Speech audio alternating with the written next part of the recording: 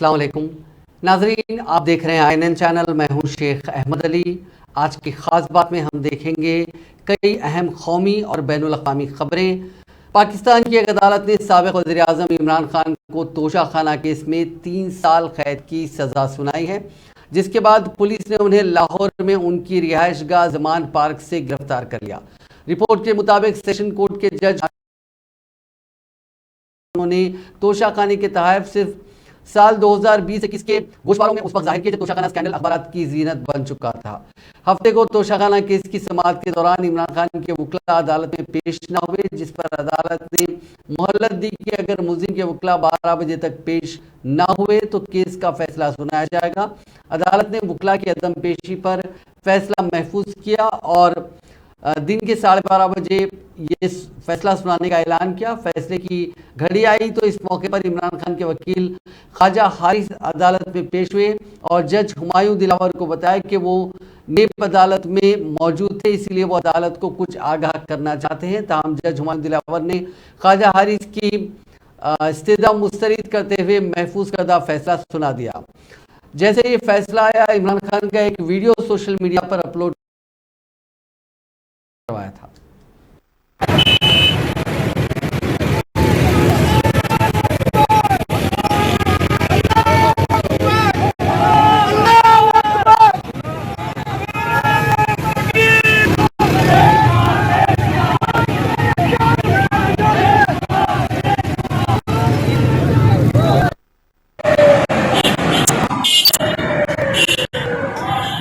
को गिरफ्तार करके लेके जा रहे हैं चेयरमैन तरीके से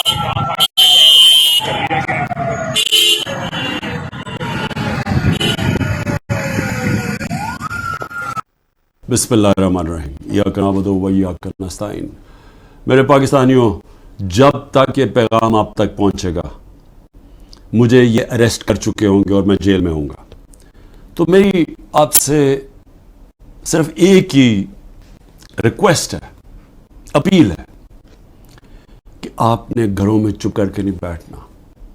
मैं ये जो जद्दोजहद कर रहा हूं, ये अपनी ज़ात के लिए नहीं कर रहा, ये अपनी कौम के लिए कर रहा हूं, आपके लिए कर रहा हूं, आपके बच्चों के मुस्तकबिल के लिए कर रहा हूं।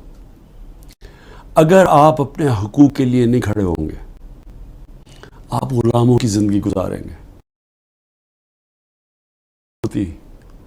गुलाम ऐसे होते हैं जैसे चूंटियां जमीन पे होती हैं, उनके ऊपर परवाज नहीं होती। और ये बड़ी ख्वाब का नाम था पाकिस्तान। नारा था ला इलाहा इल्लल्लाह। पाकिस्तान का मतलब क्या कि हम कोई इंसान के सामने नहीं झुकते। ला इलाहा इल्लल्लाह। और हमारे नबी सल्लल्लाहु अलैहि वसल्लम ने अपनी मदीना की रियासत में सबसे पहले इंसानों को आज़ाद किया था अदल और इंसाफ देके। ये है जंग इंसाफ की, आपके हकूक़ की, आपकी आज़ादी की। और कभी भी याद रखें, कोई आज़ादी प्लेट में रख के नहीं देता। जिस तरह मैं कहता हूँ, जंजीरें गिरती नहीं हैं, तोड़नी पड़ती हैं। पुरअमन एहतजाज आपने करते रहना है जब तक कि आपको आपका हक नहीं मिलता।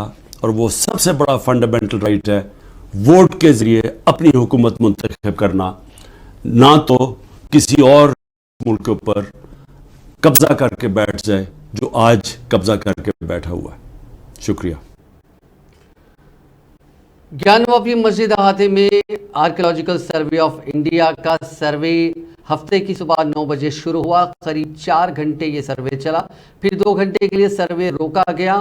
3 बजे दोबारा सर्वे शुरू किया गया जो 5 बजे तक चला। ESI टीम के साथ हिंदू और मुस्लिम तबकात के एक एक वकील को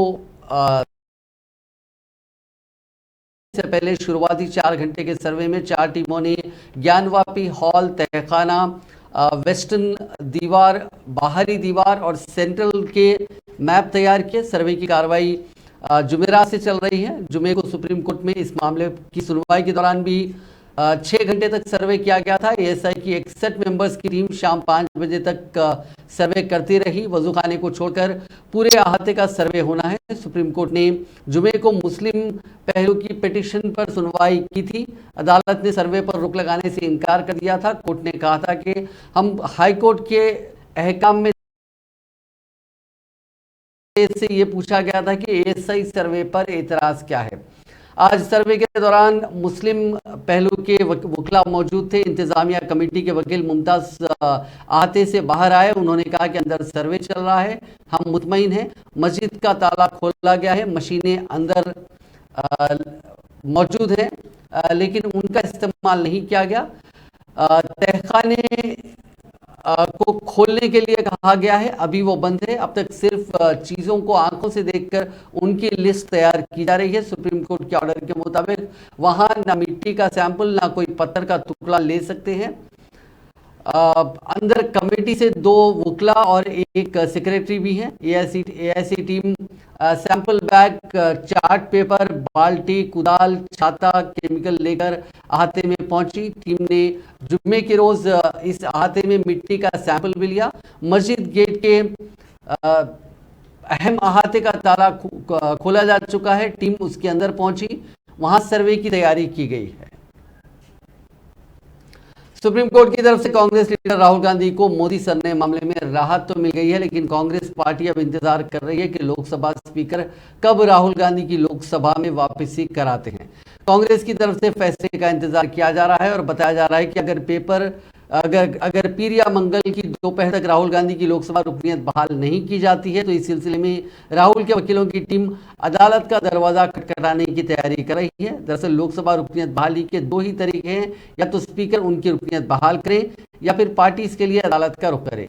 कांग्रेस का कहना है कि जब 23 मार्च को 1000 किलोमीटर दूर गुजरात से फैसला आया था तो महज 24 घंटे के अंदर ही राहुल गांधी की पार्लिमानी रुकनीयत रद्द कर दी गई। फिर पार्लियामेंट से 2 किलोमीटर दूर जुम्मे को जो फैसला आया उसके बाद रुकनीयत को लेकर बहाली भी जल्द ही कर दी जाए। इसके बावजूद अगर टाल मटोल किया जाता है तो इसे मैलिफाइड इंटेंशन से ताबीर किया जाएगा। ऐसे में अदालत जाना मजबूरी हो जाएगी। पार्टी की तरफ से एनसीपी के लक्षद्वीप से रुकने पार्लियामेंट मोहम्मद फैजल पीपी के फैसले को नजीर बनाकर अदालत जाने की तैयारी की जा रही है। फैजल को कत्ल से जुड़े एक मामले में 10 साल की जेल की सजा दिए जाने के बाद उन्हें नाअहल करार दिया गया था, लेकिन 25 जनवरी को केरला हाईकोर्ट ने इस सजा पर रोक लगा दी। इस पर उन्होंने फैसले के खिलाफ सुप्रीम कोर्ट में अर्जी दाखिल की, लेकिन 29 मार्च को समाज से ठीक पहले ही उनकी लोकसभा की रुकनीयत बहाल कर दी गई। दूसरी तरफ सुप्रीम कोर्ट की जानिब से फैसला आने के बाद कांग्रेस लीडर अधीर रंजन चौधरी ने लोकसभा स्पीकर ओम बिरला से मुलाकात की और उनसे राहुल बिरला से मुलाकात के बाद अधीर रंजन चौधरी ने यह भी कहा कि सुप्रीम कोर्ट से राहुल गांधी को राहत मिलना सच्चाई की जीत है। अब हम चाहते हैं कि लोकसभा में तहरीक के अदम एतमाद पर राहुल गांधी भी कुछ बोले।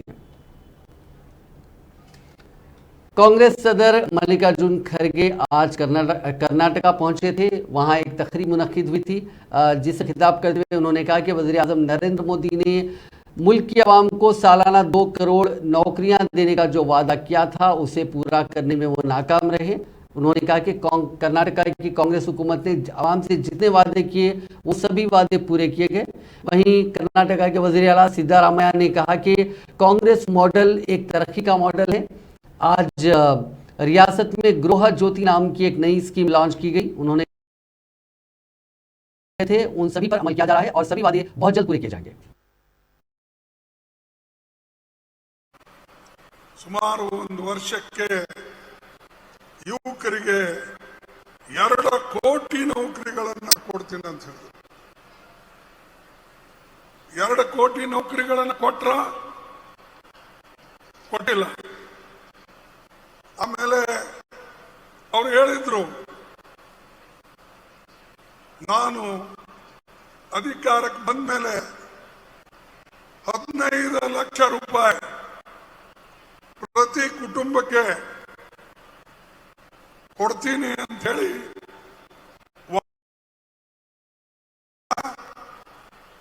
ಸಿಗ್ಲಿಲ್ಲ. ಏನ್ರಿ ನೀವೆಲ್ಲ ಅವ್ರ ದುಡ್ಡು ತಗೊಂಡು ಸುಳ್ಳು ಹೇಳ್ತಾ ಇದ್ರಿ.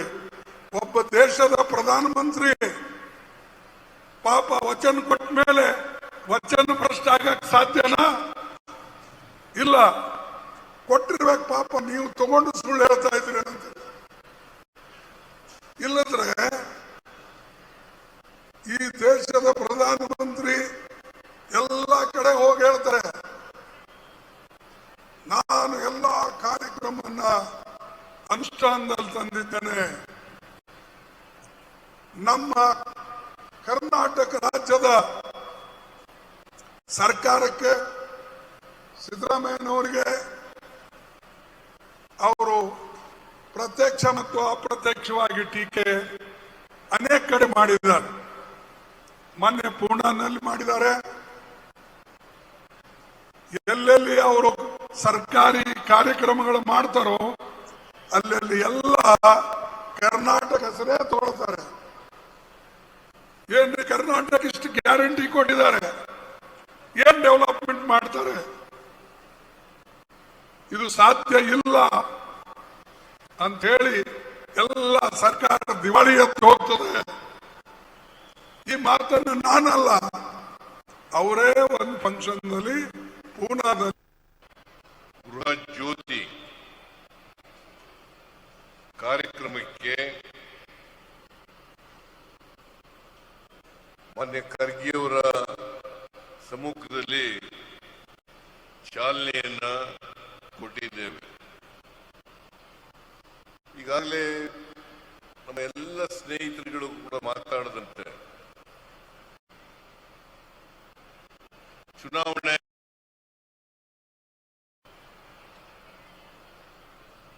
ನಾವು 5 ಗ್ಯಾರಂಟಿಗಳನ್ನ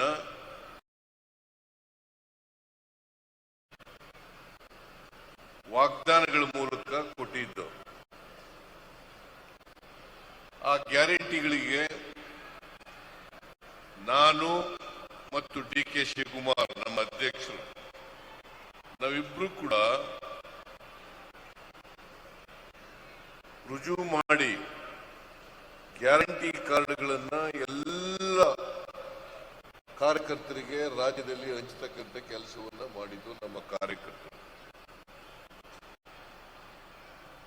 ನಾವು ಅವತ್ತು ಹೇಳಿದ್ದು,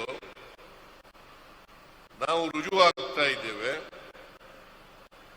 ಈ 5 ಗ್ಯಾರಂಟಿ ಕಾರ್ಯಕ್ರಮಗಳನ್ನ ನಮ್ಮ ಪಕ್ಷ ಅಧಿಕಾರಕ್ಕೆ ಬಂದ ಮೇಲೆ ಜಾರಿ ಮಾಡ್ತಕ್ಕಂಥದ್ದು ನಮ್ಮ ಜವಾಬ್ದಾರಿ. दूसरा दिन है। अमित शाह ने सुबह 11 बजे भुवनेश्वर के लोक सेवा भवन में national highway authorities of India की कई डेवलपमेंट प्रोजेक्ट्स का इफ्तिताह अंजाम दिया। उन्होंने नेशनल हाईवे 200 पर कामयाख्या नगर और डुबरी को जोड़ने वाली 53 पर 51 किलोमीटर लंबे 4 लेन का इफ्तिताह अंजाम दिया। इसे 761 करोड़ रुपए की लागत से बनाया गया है, जो अंगुल और डेकडाल जिलों को रियासत और मुल्क के दीगर हिस्सों से जोड़ने में मदद करेगा।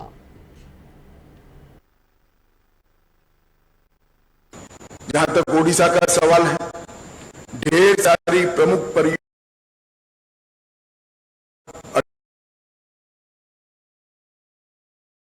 तक लगभग 80 किलोमीटर 1100 करोड़ रुपए की खर्च से राष्ट्रीय राजमार्ग 49 बिंजाब हाल से तेलीबानी खंड 78 किलोमीटर और 1300 करोड़ रुपया, राष्ट्रीय राजमार्ग 49 सिंगारा बिंजाबहल खंड 104 किलोमीटर और 1300 करोड़ रुपया, राष्ट्रीय राजमार्ग 49 बहरागोड़ा से सिंगारा तक और 88 किलोमीटर और 1200 करोड़ रुपया, राष्ट्रीय राजमार्ग 53 तेलीबनी से संबलपुर तक 51 किलोमीटर 712 करोड़ रुपए की लागत और कामाख्या नगर दुबरी खंड 761 करोड़ विकास का काम हुआ है। इससे समग्र ओडिशा के अर्थतंत्र को गति मिली। जहां तक ओडिशा का सवाल है, ढेर सारी प्रमुख परियोजनाएं की गई।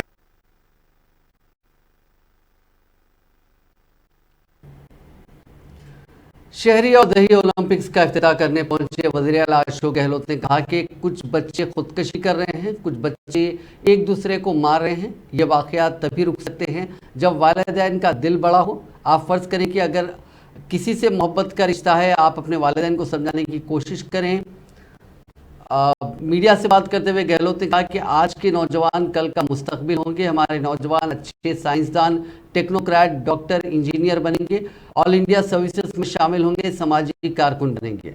उन्होंने कहा कि मैं देखता हूं कि सारा माहौल कुछ लड़के खराब कर देते हैं। इस माहौल को बहुत तेजी के साथ बदलने की जरूरत है।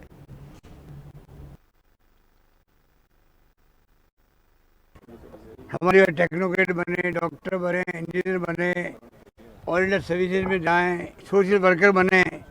ये जो कई जगह मैं देखता हूँ, ये मन चले जो लड़के होते हैं ना, वो पूरा माहौल खराब करते हैं और लड़कियों के साथ बदतमीजी करते हैं। तो हमने कल ही कहा डीजी पुलिस को और चीफ सेक्रेटरी को, सबको जो अधिकारी थे, रात को मीटिंग हुई थी, हमने कहा मन चले लोग जो है इनका इलाज करो, इनके नाम लिखो और ये नाम भेजो आरपीएससी के अंदर और यहाँ पर सबऑर्डिनेट सर्विसेज के अंदर। इन मन चले लोग जो घर की बहन बेटी आती है पढ़ने के लिए, उनकी बदतमीजी करते हैं, छेड़छाड़ करते हैं, बर्दाश्त हम नहीं करेंगे। ये माहौल जो राजस्थान में बनाया जा रहा है जानबूझ करके, जबकि राजस्थान बहुत ही शांतिप्रिय प्रदेश है, मणिपुर से तुलना करके बदनाम करने का प्रयास हो रहा है। कुछ घटनाएं हुई है, हर राज्य में घटनाएं हो रही है, इनको मध्य प्रदेश की घटना नहीं दिखती है जहाँ बीजेपी का एमएलए, पूर्व एमएलए का बेटा उसमें शामिल है। जोधपुर में 2-3 लड़के थे, एबीवीपी के लड़के थे, उन्होंने उस बच्ची का रेप कर दिया, गैंग रेप कर दिया, उसको इनकी जिक्र नहीं करेंगे। और बजरंग सेना बनी हुई है अलवर के अंदर, उसके कार्यकर्ता ने रेप किया, उसकी चर्चा नहीं करेंगे। तो मैं कहना चाहूँगा ये जो रेप हो रहा है या अत्याचार हो रहा है, इसमें हम सब मिलके समाज को शिक्षित करें, उनको मोटिवेट करें, परिवार में ध्यान रखें बच्चों का भी, और उस ढंग से ऐसी स्थिति पैदा नहीं हो कि लड़की लड़के बिना पूछे हुए चले जाते, घर से भाग जाते हैं। नौबत आनी नहीं चाहिए। और परिवार के जनों को भी चाहिए कि बच्चों के ख्याल रखिए, उनके दिलों के अंदर क्या है, दिमाग में क्या है। कई बच्चे आत्महत्या कर लेते हैं, कई बच्चे एक दूसरे को मार देते हैं। आप देख लो क्या क्या घटना हो रही है। ये तभी रुक सकता है जब माँ बापों का दिल बड़ा हो। अगर किसी ने मान लीजिए किसी लव अफेयर है, तो माँ बापों को चाहिए कि समझ करे, उनको छूट दे, शादी करने छूट दे, अपना प्रतिशत पर बना करके जब वो बैठते हैं बच्चे, फिर चले गए जोधपुर जा रहे थे, अहमदाबाद जा रहे थे, रास्ते में घटना हो गई। ये घटना अधिकांश इस कारण होती है जिससे कि हम लोग उन बातों को स्टडी कर रहे हैं। हम चाहेंगे कि हम तमाम मीडिया वालों के सहयोग से भी हम चाहेंगे इन घटनाओं का किस प्रकार से जो राजस्थान पुलिस ने काम करती है, जिस प्रकार 2-2 घंटे में, 4 घंटे में अरेस्ट करती है मुलजिमों को, ये कोई कम बात नहीं है। कल भीलवाड़ा की घटना थी, 4-5 मुलजिम को रात को गिरफ्तार कर लिया। तो पुलिस और क्या करेगी? तो करेगी एक्शन करने में। हिंदुस्तान भर के राज्यों में हम सबसे आगे हैं एक्शन करने के अंदर। घटनाएं कौन सा राज्य है देश के अंदर जहाँ घटना नहीं होती है? फिर भी क्योंकि मणिपुर को डायलूट करना है केस को, जहाँ इन्होंने भारी ब्लंड किया प्रधानमंत्री जी ने खुद ने। में नाबालिग से गैंगरेप और कत्ल मामले में मुखालिफत कर रहे बीजेपी युवा मोर्चा वर्कर्स पर जयपुर में पुलिस ने लाठीचार्ज किया। ये वर्कर्स वज़ीर आला अशोक गहलोत के दफ्तर की जानिब जाने की कोशिश कर रहे थे। पुलिस ने बीजेपी के कारकुनों को बैरिकेडिंग लगाकर रोकने की कोशिश की। जब वो नहीं माने और जबरन आगे बढ़ने लगे तो पुलिस ने लाठीचार्ज कर दिया।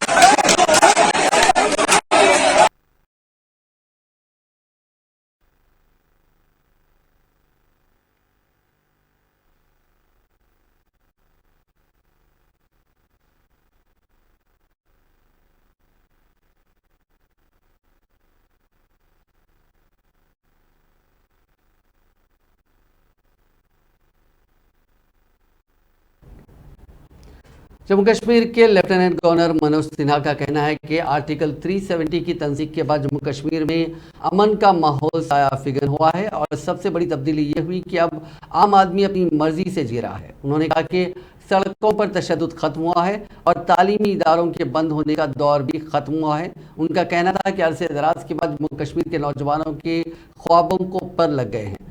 मौसूफ लेफ्टिनेंट गवर्नर ने इन बातों का इजहार हफ्ते को झील डल के किनारे पर वाक़ शेर कश्मीर इंटरनेशनल कन्वेंशन सेंटर में मुनक़दा तकरीब के सिलसिले में वहाँ मीडिया के नुमाइंदों से बात की। उन्होंने कहा कि आर्टिकल 370 की तंसीख के बाद सबसे बड़ा बदलाव ये हुआ कि जम्मू कश्मीर में आम आदमी अपनी मर्जी से जी रहा है। त्रिपुरा के एक प्राइवेट स्कूल में जुमे के रोज हिजाब पहनकर आई एक तालिबा को अंदर जाने से रोक दिया गया। इसकी मुखालिफत साथी तलबा ने की तो कुछ लोगों ने उनके साथ स्कूल के बाहर मारपीट की। इस दौरान टीचर और स्कूल के दीगर लोग खड़े देख रहे थे, लेकिन कोई उस तालिब इल्म को बचाने नहीं आया। मामला सामने आने के बाद स्कूल के बाहर काफ़ी मुजाहरा हुआ। AIG ज्योति सामंत दास का कहना है कि एक तालिबान ने प्रिंसिपल ऑफिस में तोड़फोड़ की।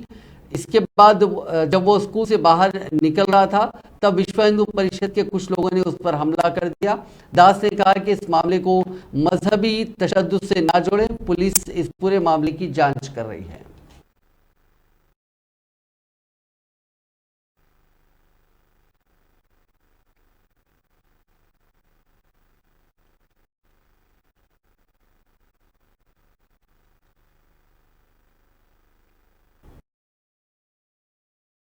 गैर कानूनी तामीरात के नाम पर बुलडोजर के जरिए कार्रवाई का सिलसिला शुरू कर दिया। हफ्ते को SHKM गवर्नमेंट मेडिकल कॉलेज नड़हर के करीब मुबैना गैर कानूनी दुकानों को मिसमार कर दिया गया। इसके साथ मुबैना नाजायज तजावुजात को भी खाली कराया गया।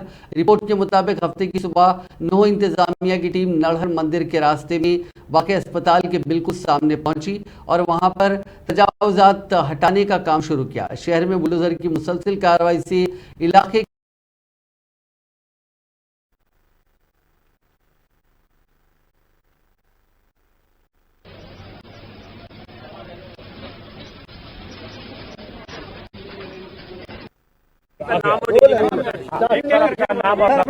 मेरा नाम अश्वनी कुमार है और मैं SDM 9 हूँ।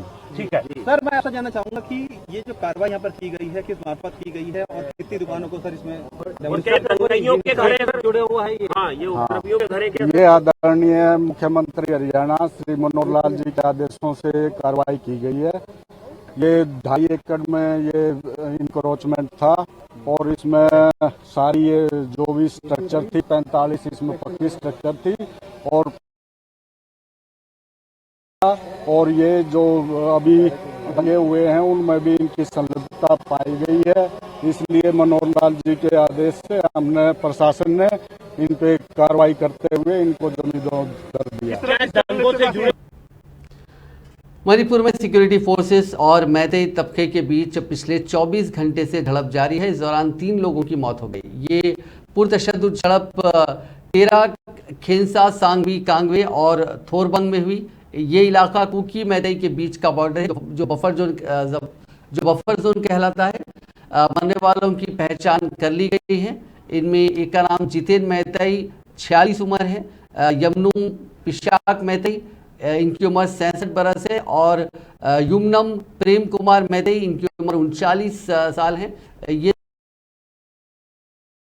फ्लावर बफर जोन क्रॉस करने की कोशिश कर रहे थे। सिक्योरिटी फोर्सेस ने जब रोका तो उनके बीच झड़प हो गई। इस दौरान फायरिंग भी की गई। सिक्योरिटी फोर्सेस को जवाबी कार्रवाई करनी पड़ी। 3 लोगों की मौत के बाद इलाके में तनाव बढ़ गया है। उत्तराखंड के रुद्रप्रयाग में जुमे के रोज हुए लैंडस्लाइड के बाद 20 लोग लापता हो गए। इनमें से 3 लोगों की लाशें मिली हैं, वहीं 17 लोग अभी भी लापता हैं। NDRF और SDRF की टीमें रेस्क्यू ऑपरेशन में जुटी हुई हैं। कल मंदाकिनी नदी के उफान पर होने की वजह से रेस्क्यू ऑपरेशन में परेशानी हुई। आज वज़ीर आला पुष्कर सिंह धामी भी मौके पर जाकर हालात का जायजा लेंगे। उत्तराखंड के ही उत्तरकाशी जिले में हफ्ते की सुबह गंगोत्री हाईवे का 60 मीटर का हिस्सा धंस गया। इसके चलते हाईवे पर ट्रैफिक को रोक दिया गया।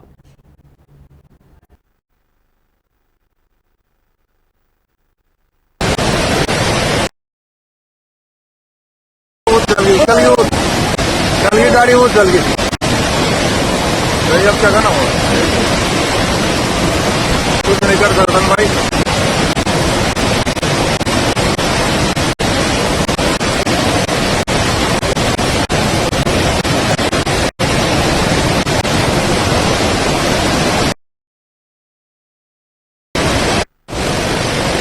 जम्मू कश्मीर के कुलगाम जिले में जुमे को मिलिटेंट्स और हिंदुस्तानी फौज के जवानों के दरमियान तसादुम हुआ, जिसमें 3 फौजी जवान शहीद हो गए। एक रिपोर्ट के मुताबिक एक पुलिस एहलकार ने बताया कि सिक्योरिटी फोर्सेस ने मिलिटेंट्स की मौजूदगी की इत्तला मिलने के बाद जुनूबी कश्मीर के कुलगाम जिले के हालान जंगलात के बालाई इलाके में मुहासरा किया और तलाशी की कार्रवाई शुरू की। उन्होंने कहा कि मिलिटेंट्स की जानिब से सिक्योरिटी फोर्सेस पर फायरिंग के बाद तलाशी ऑपरेशन एनकाउंटर में बदल गया। इस दौरान सिक्योरिटी फोर्सेस ने जवाबी कार्रवाई की। अफसर ने बताया कि फायरिंग से 3 सिक्योरिटी एहलकार जख्मी हुए थे और इलाज के दौरान उनकी मौत हो गई। इससे कबल पुलिस ने कहा था कि जख्मी फौजी एहलकारों को अस्पताल ले जाया गया। श्रीनगर में मुखिम फौज की चिनार को ने एक ट्वीट में कहा कि ऑपरेशन हालान कोलगाम 4 अगस्त 2023 को कोलगाम में हालान की बुलंद चुटियों पर मिलिटेंट्स की मौजूदगी के बारे में मखसूस इत्तला पर सिक्योरिटी फोर्सेस ने ऑपरेशन शुरू किया था। मिलिटेंट्स के साथ फायरिंग के तबादले में 3